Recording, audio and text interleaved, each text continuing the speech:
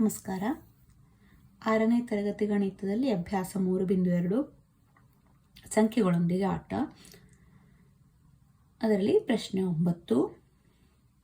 ನಡುವೆ ಅವಿಭಾಜ್ಯ ಸಂಖ್ಯೆ ಇಲ್ಲದಂತೆ 100ರೊಳಗಿನ 7 ಅನುಕ್ರಮ ಭಾಜ್ಯ ಸಂಖ್ಯೆಗಳನ್ನು ಬರೆಯಿರಿ. ನಾವು 7 ಅನುಕ್ರಮ ಭಾಜ್ಯ ಸಂಖ್ಯೆಗಳನ್ನು ಬರೆಯಬೇಕು. ಅನುಕ್ರಮ ಭಾಜ್ಯ ಸಂಖ್ಯೆಗಳು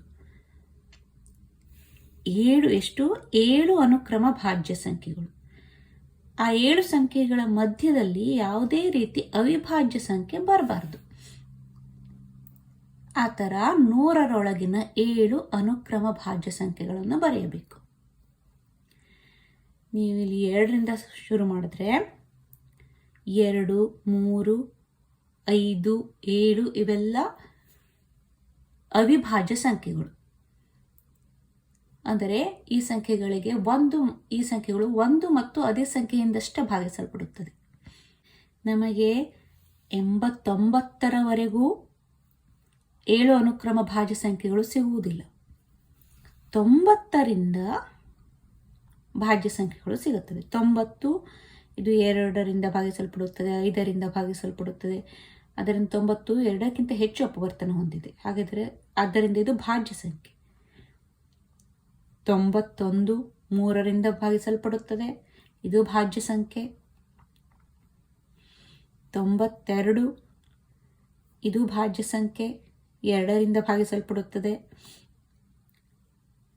93 3ರಿಂದ ಭಾಗಿಸಲ್ಪಡುತ್ತದೆ. 94 ಇದು ಭಾಜ್ಯ ಸಂಖ್ಯೆ. 95 ಇದು ಭಾಜ್ಯ ಸಂಖ್ಯೆ. ಇವೆಲ್ಲವೂ 2ಕ್ಕಿಂತ ಹೆಚ್ಚು ಅಪವರ್ತನಗಳನ್ನು ಹೊಂದಿವೆ. 96 ಇದು ಭಾಜ್ಯ ಸಂಖ್ಯೆ. ನಂತರ ಬರುವ ಸಂಖ್ಯೆ ಯಾವುದು? 97. ಇದು ಅವಿಭಾಜ್ಯ ಸಂಖ್ಯೆ, ಭಾಜ್ಯ ಸಂಖ್ಯೆ ಅಲ್ಲ. ಈಗ 90ರಿಂದ 96ರವರೆಗೆ ನಮಗೆ 7 ಅನುಕ್ರಮ ಭಾಜ್ಯ ಸಂಖ್ಯೆಗಳು ಸಿಕ್ಕಿವೆ. 1 2 3 4 5 6 7. ಆದ್ದರಿಂದ 100ರೊಳಗಿನ 7 ಅನುಕ್ರಮ ಭಾಜ್ಯ ಸಂಖ್ಯೆಗಳು ಯಾವುದು? 90, 91, 92, 93, 94, 95 ಮತ್ತು 96. ಮುಂದಿನ ವಿಡಿಯೋದಲ್ಲಿ ಸಿಗೋಣ. ನಮಸ್ಕಾರ.